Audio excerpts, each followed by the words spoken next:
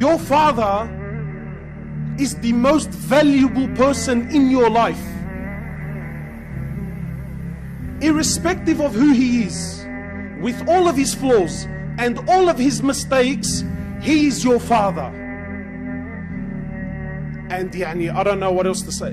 How do I say it in a way where, brother, you know your father? He owns you.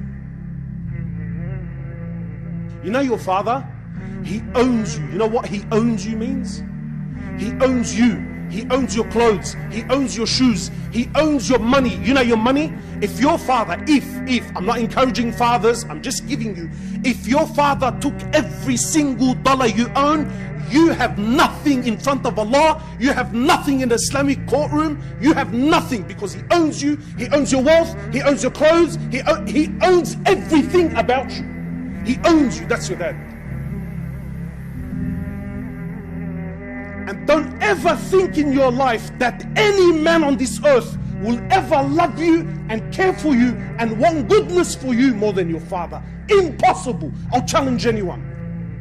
Wallah, the kaf, if your father slapped you with all his heart, the kaf from your father is more beloved, should be more beloved and dearer to you than 1,000 hugs from the boys on the street, from 1,000 hugs from your wife, from 1,000 hugs from your children, because that kaf that comes from your dad, you know exactly where it came from. Whereas those hugs on the streets, and those hugs that come from your wife, and those hugs that come from wallah, you don't know what price you're going to pay behind those hugs and those smiles.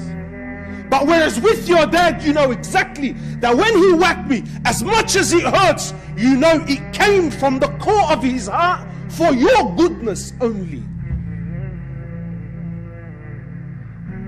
Our fathers are deeply flawed. No one is perfect. Sometimes your understanding of deen is 10 times better than his. But he's your dad and he owns you. Wallah, the shoe that your father wears, the shoe that he wears, you should put it and wear it on your head like a crown. Not because of the value of the shoe, may Allah raise you all in ranks, but of the value of the one that wears it. It's your dad.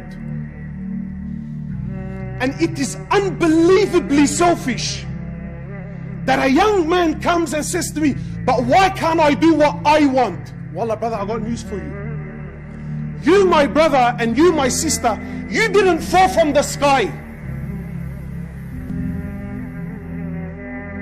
Someone bled and cried and broke their backs to watch you grow and become a young man. You're owed.